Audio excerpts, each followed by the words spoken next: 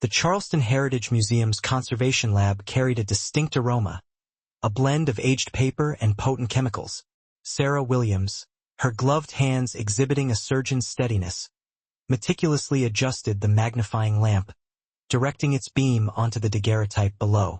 The year etched in her mind, 1862. With utmost care, she positioned the fragile photograph beneath the scanner's lens. 3 weeks had elapsed since she began cataloging the Whitfield estate collection. Most items had proven unremarkable, faded portraits of long-forgotten family members, mundane property deeds, and tedious ledgers detailing cotton yields. But this photograph, this particular image, held a certain allure. It depicted the Whitfield family posed stiffly on their plantation veranda. James Whitfield, ramrod straight, wore his Confederate officer's uniform with an air of forced pride. Beside him sat Catherine, his wife, encased in an elaborate hoop skirt that seemed to imprison her as much as adorn her. 3 children, posed like lifeless porcelain dolls, were arranged around their parents, completing the tableau. The image quality defied its age, remarkably crisp and well-preserved.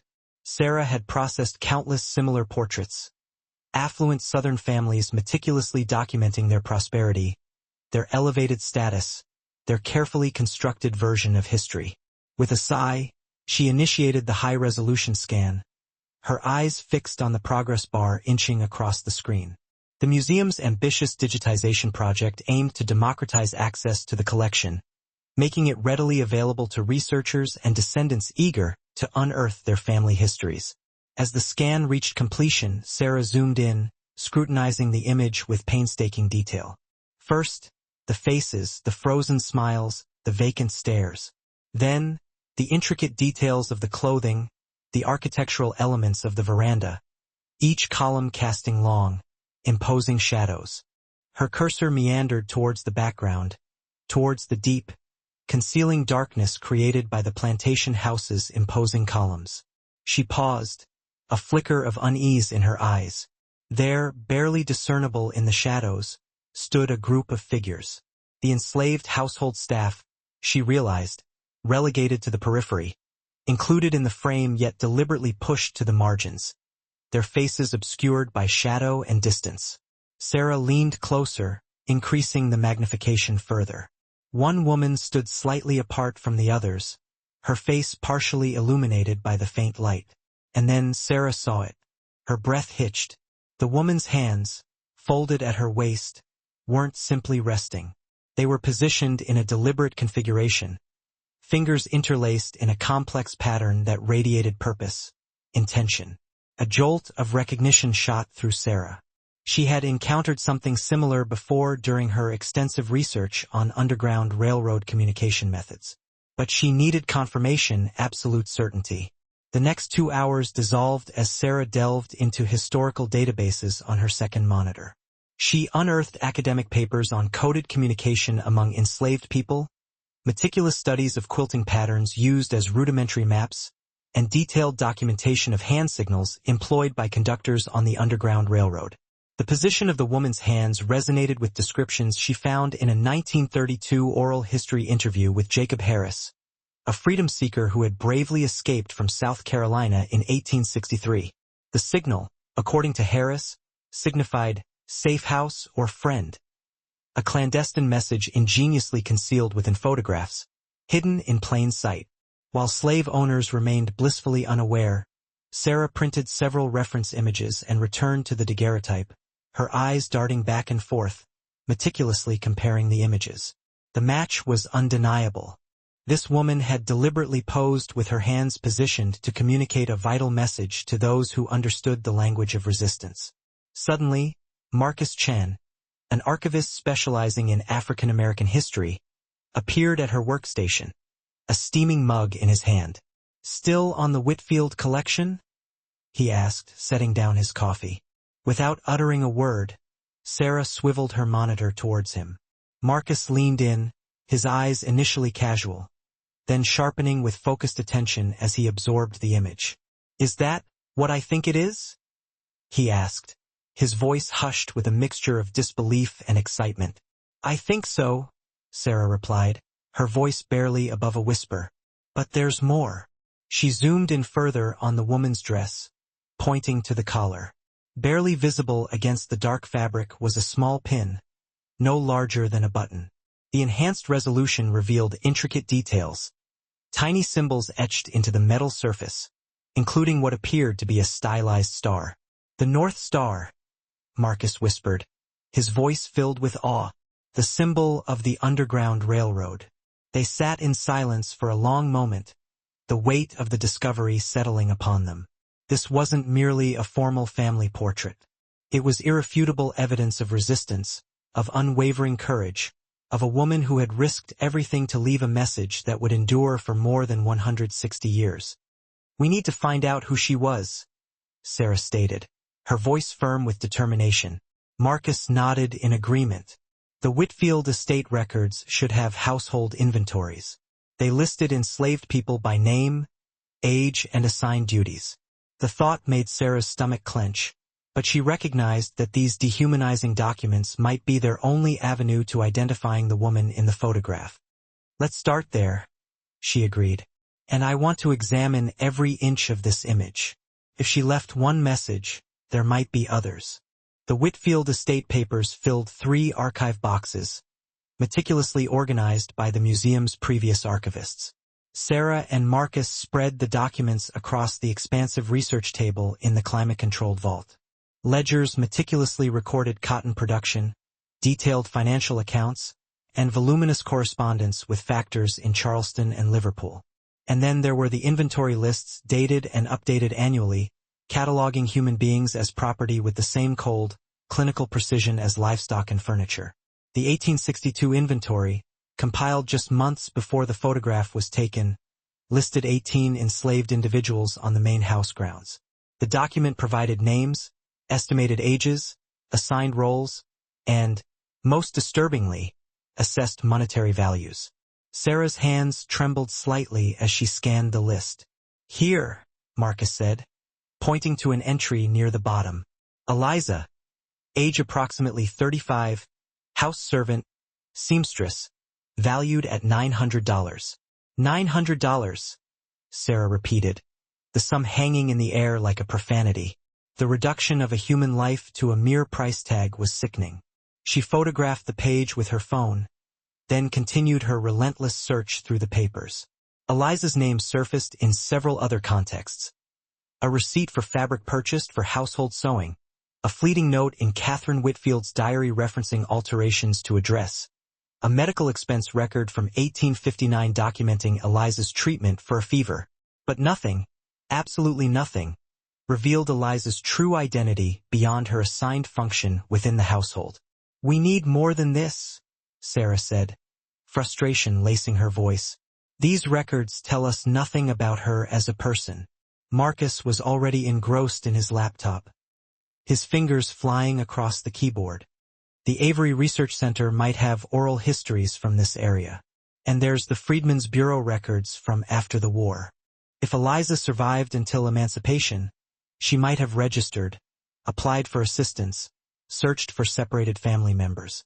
Sarah returned to her computer and summoned the daguerreotype once more, studying Eliza's partially visible face with renewed intensity.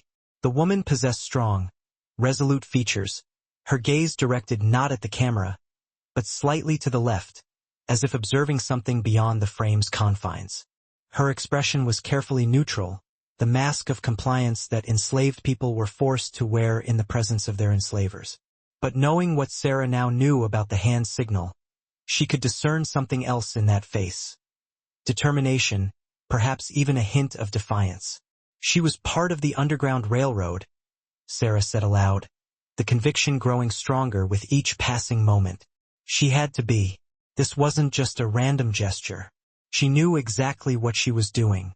Dr. Patricia Johnson, the esteemed director of the Avery Research Center for African American History and Culture, welcomed Sarah and Marcus into her office the following morning.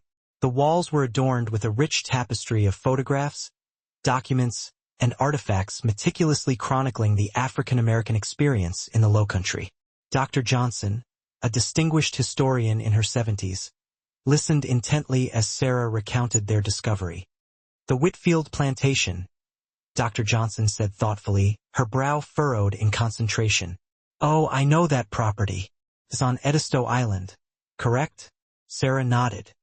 The island had significant underground railroad activity, though it's not widely documented. Many people don't realize how extensive the network was in South Carolina. We tend to focus on northern routes, but there were active networks throughout the South, helping people escape to Union-controlled areas, to ports where they could board ships heading north, or even to the Bahamas. She retrieved a book from her shelf, opening it to a marked page revealing a hand-drawn map of the Lowcountry, filled with notations and faded ink. This was created in 1935 by a historian who interviewed elderly former slaves. They identified safe houses, meeting points, river crossings. Look here, she said, her finger tracing a line on the map. Edisto Island had at least 3 known safe houses operated by free black families and sympathetic whites, Quakers mostly. The Whitfield Plantation is right in this corridor. Sarah felt a chill snake down her spine. So, Eliza could have been a conductor helping people escape directly from the plantation itself. Dr. Johnson offered a knowing smile. It's entirely possible. House servants had greater mobility than field workers, greater access to information. They overheard conversations, read letters left carelessly lying around, knew when slave catchers were in the area or when the master would be away.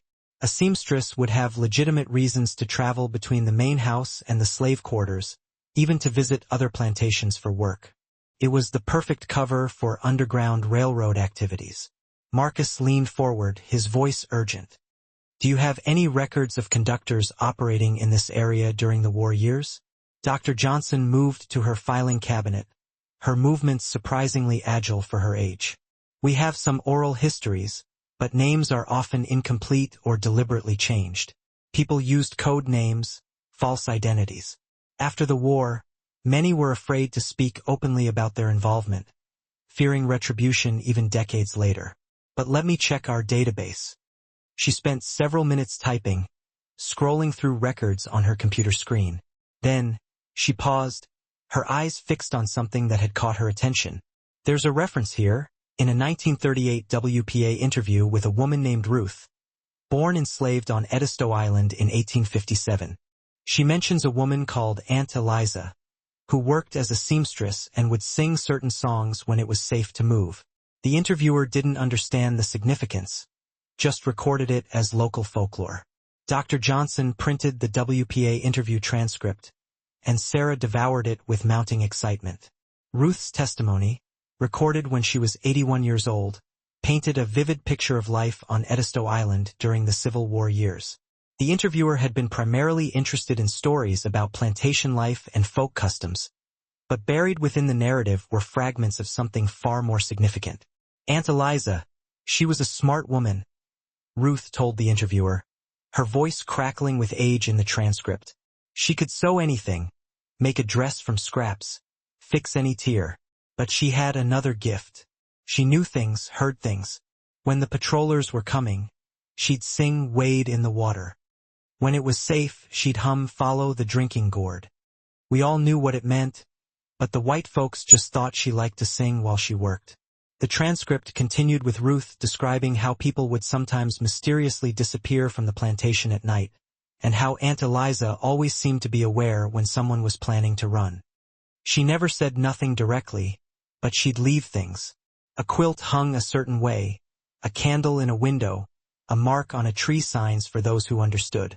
Sarah looked up at Dr. Johnson, her voice filled with conviction.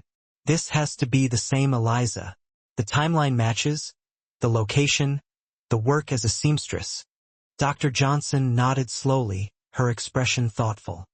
There's compelling evidence, but we need to establish more concrete connections. Ruth's testimony provides context, but we need to trace what happened to Eliza after this photograph was taken. Did she survive the war? Was she emancipated? Did she leave any descendants who might have family stories? Marcus was already searching through Freedmen's Bureau records on his laptop. I'm looking at registration records from Charleston County between 1865 and 1868. There are thousands of entries. Let me filter by name and approximate age. Minutes stretched into an eternity as he scrolled through digitized documents. Then he stopped, his fingers hovering over the keyboard. I found something. Eliza Freeman, registered in Charleston, April 1865. Age listed as about 38. Formerly enslaved on Edisto Island. Occupation listed as seamstress. The room fell silent, the significance of the moment palpable. Freeman, the surname chosen by countless formerly enslaved people to signify their newfound status. Sarah felt a wave of emotion surge through her. Eliza had survived. She had lived to witness freedom. "Does the record show anything else?" she asked, her voice trembling slightly. Marcus continued reading.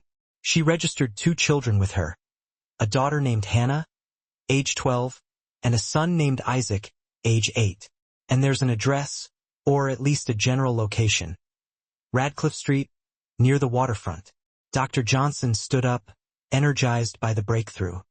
Radcliffe Street was in a neighborhood where many freed people settled after the war. Some of those families are still in Charleston. Their descendants might have stories, family Bibles, photographs, documents. Finding the descendants proved to be a painstaking process, requiring 3 weeks of methodical searching. Marcus contacted churches in the historic black neighborhoods of Charleston, reached out to genealogy groups, and posted inquiries on ancestry forums. Sarah continued her meticulous examination of the daguerreotype, uncovering additional details she had initially overlooked. Faint markings on the veranda floorboards that might have been symbols, the particular way Eliza's collar was folded, potentially concealing something, the subtle angle of her head that kept her face partially shadowed, yet ensured her hands remained visible. The breakthrough arrived in the form of a response from Dorothy Bennett, a retired schoolteacher and a member of the Gullah Heritage Society.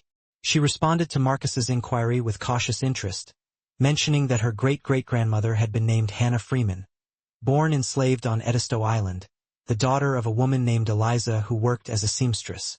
Dorothy possessed family stories passed down through generations, although some details had become fragmented or obscured over time.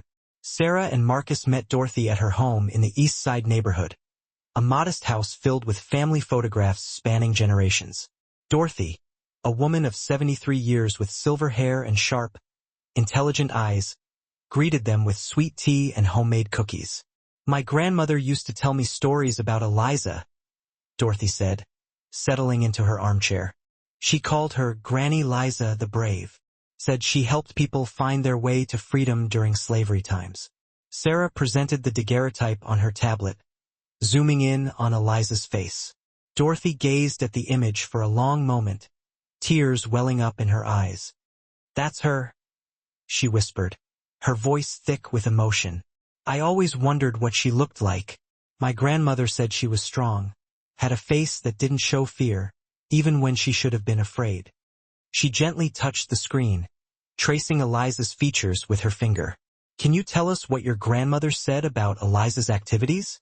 Marcus asked gently. Dorothy nodded, composing herself. "Granny said Eliza was part of a network helping people escape. She would get information from the big house, pass messages, hide people in the quarters when slave catchers came looking. Once the war started, she helped Union soldiers who escaped from Confederate prisons, guided them to Union lines. It was dangerous work. If she'd been caught, she would have been sold away or worse." Sarah showed Dorothy the hand signal in the photograph, explaining its significance. Dorothy's eyes widened, her face illuminated with understanding. So she left proof. She made sure the truth would survive somehow. She rose from her chair and walked to a corner cabinet, retrieving an old wooden box. "I have something to show you. It's been in the family since Eliza's time." Dorothy carefully opened the wooden box, revealing its contents wrapped in faded cloth. Inside was a small, leather-bound journal, its pages yellowed and brittle with age. "Hannah, Eliza's daughter, kept this," Dorothy explained. "She learned to read and write after emancipation at one of the schools the missionaries set up. She wanted to record her mother's story before it was lost." Sarah's hands trembled as she accepted the journal, handling it with the reverence of a professional conservator. The first page bore an inscription in careful, formal handwriting. The life and courage of my mother, Eliza Freeman, as told to me and witnessed by me, her daughter, Hannah Freeman, written in Charleston, South Carolina, in the year of our Lord, 187-. Marcus positioned his phone to photograph each page as Sarah carefully turned them. Hannah's account began with her earliest memories of life on the Whitfield plantation, describing the daily routines, the ever-present fear that permeated every moment, the carefully constructed masks enslaved people were forced to wear. Then, the narrative shifted to Eliza's covert activities. My mother was approached by a free black man named Samuel who worked on the docks in Charleston, Hannah had written. He asked if she would be willing to help people seeking freedom. She said yes without hesitation. Though she knew the danger, she began leaving signs, passing information, hiding people in the cellar beneath the sewing room, where the White family never went. The journal detailed specific escapes that Eliza had facilitated. A family of 4 guided to a safe house 3 miles north. A young man provided with a map and supplies to reach Union lines. A woman and her children hidden for a week while slave catchers relentlessly searched the area. Hannah recorded at least 15 escapes that Eliza had participated in between 1860 and 1865. Then, Sarah reached an entry dated August 1862, and her breath caught in her throat. A traveling photographer came to take a picture of the Whitfield family. Hannah had written, "Mother saw an opportunity. She knew the photograph would last, would survive even if she did not. She wore her North Star pin, hidden in the shadows, where only someone looking closely would see it, and she positioned her hands in the signal Samuel had taught her, the sign that meant Freedom House. She told me later she wanted to leave proof, a message that would outlive all of them so that one day people would know the truth." Eliza had known exactly what she was doing. The photograph was not accidental documentation, but a deliberate act of testimony, a message planted in the historical record like a time capsule waiting to be discovered. The journal revealed far more than just Eliza's Underground Railroad activities. It documented a network of resistance far more extensive than any historical record had previously suggested. Eliza had collaborated with at least a dozen other conductors, including several house servants on neighboring plantations, a white Quaker family who operated a store in Charleston, and free black sailors who smuggled freedom seekers onto northbound ships. Hannah described how her mother used her work as a seamstress to pass messages, sewing coded patterns into quilts and clothing, using specific thread colors and stitch patterns to communicate information about routes, timing, and potential dangers. She detailed how Eliza would travel to Charleston on errands for the Whitfield family, using those trips to coordinate with other members of the network. The entries also revealed the immense psychological toll that Eliza's clandestine activities took on her. Hannah wrote about nights when her mother would wake screaming from nightmares, about the constant fear of discovery, about the overwhelming guilt Eliza felt when she couldn't help everyone who desperately needed it. One passage described an incident in 1863 when a young man Eliza had helped was recaptured and beaten nearly to death as a warning to others. Eliza had blamed herself for months, though Hannah emphasized that her mother never wavered, never stopped helping others despite the profound trauma she had endured. Sarah and Marcus spent hours in Dorothy's living room, meticulously photographing every page of the journal, taking copious notes, and asking Dorothy to share additional family stories. Dorothy recounted Eliza's life after emancipation, how she had worked as a seamstress in Charleston, diligently saving money to purchase a small house, how she had been instrumental in establishing one of the first schools for black children in the city, and how she had lived to see her grandchildren born free. "She died in 1891, Dorothy said, her voice soft with reverence. Hannah wrote that she was peaceful at the end, proud of what she had accomplished. The last thing she said was, "I kept them safe. That's what matters." Dorothy wiped her eyes, her voice thick with emotion. "For generations, we've shared these stories at family gatherings, passed them down from one generation to the next. But most people outside the family didn't believe us. They'd say we were exaggerating, making ourselves seem more important than we were. Now you have proof. You have her own message left for the world to find." Sarah gazed at the daguerreotype once more, seeing it with a completely transformed understanding. This wasn't simply a historical artifact. It was tangible evidence of extraordinary courage, of a woman who had risked everything to help others, and who had been brilliant enough to document her resistance in a way that would defy the passage of time, surviving for more than 160 years. 6 weeks after Sarah's initial discovery, the Charleston Heritage Museum hosted a press conference. The exhibition hall was overflowing with journalists, historians, community members, and Dorothy's extended family. An enlarged print of the daguerreotype dominated one wall, adorned with detailed annotations highlighting Eliza's hand signal, the North Star pin, and other subtle messages that Sarah had painstakingly uncovered through her meticulous analysis.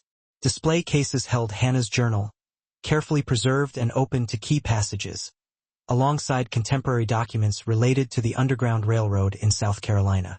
Dr. Johnson spoke first, providing crucial historical context about the Underground Railroad's operations in the Lowcountry, acknowledging the extent to which that vital history had been overlooked or minimized in traditional narratives. Marcus then presented the archival research, tracing Eliza's remarkable life from enslavement through emancipation to her tireless work as a teacher and community leader.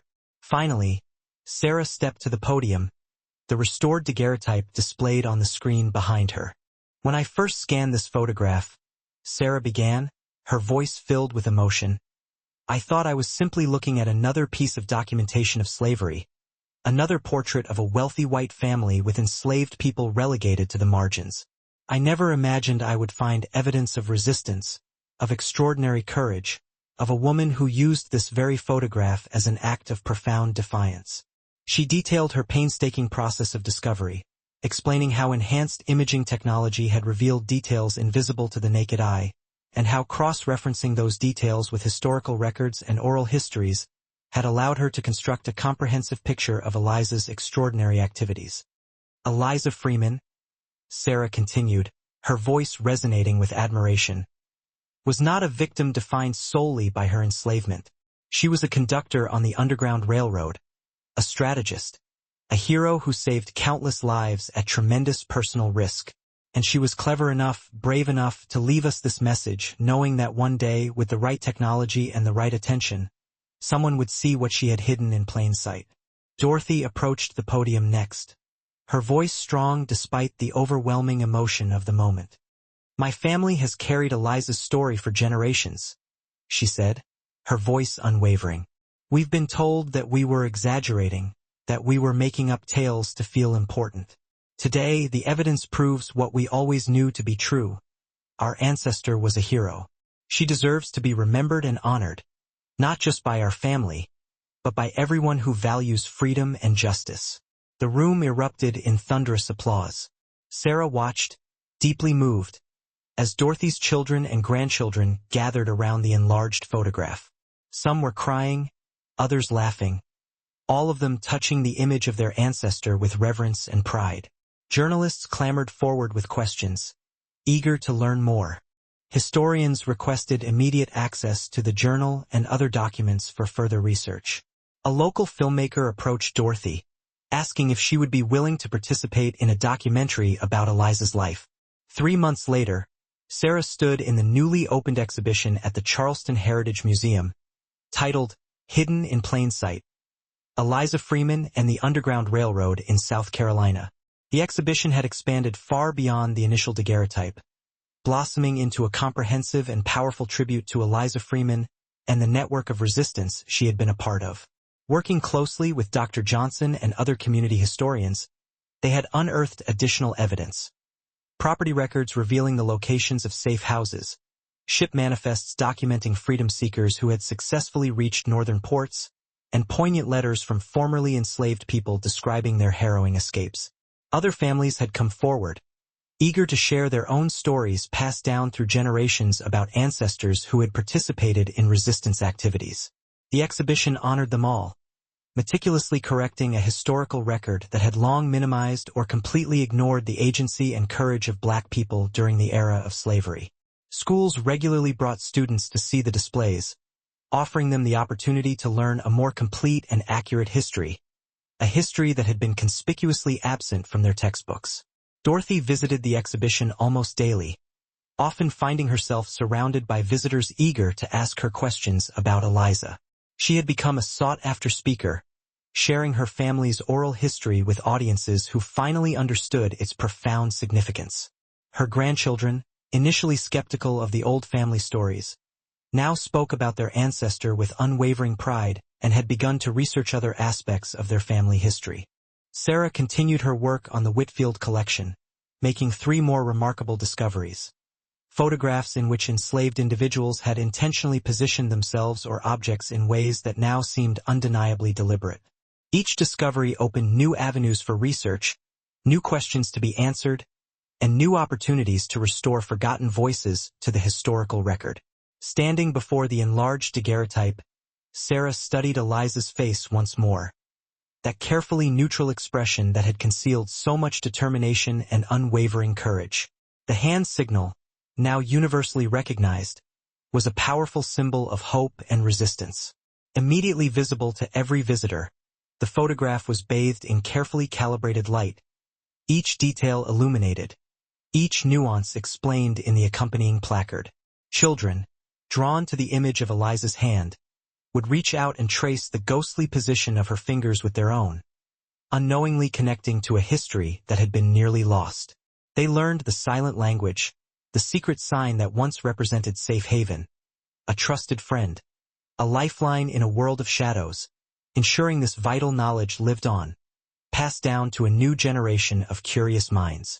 She wanted to be seen, a young girl declared to her mother, her voice filled with an innocent certainty as she stood beside Sarah, gazing up at the photograph. She knew someday someone would look close enough to find her message. The mother smiled, her eyes crinkling at the corners as she read the exhibition text aloud, her voice resonating with quiet awe. And now we have, she finished, her gaze returning to the image. Now everyone knows her name and the extraordinary thing she did. Sarah stood there, contemplating the countless other photographs languishing in the dusty corners of archives and museums, silent witnesses to forgotten lives, patiently awaiting the touch of new technology, the illumination of fresh perspectives. How many other coded messages lay hidden within those faded images, deliberately obscured by individuals who refused to let their stories be erased, their identities swallowed by the relentless tide of history. How many acts of quiet courage, of subtle resistance, remained undiscovered, concealed within images that historians had casually dismissed, their significance unseen, their voices unheard.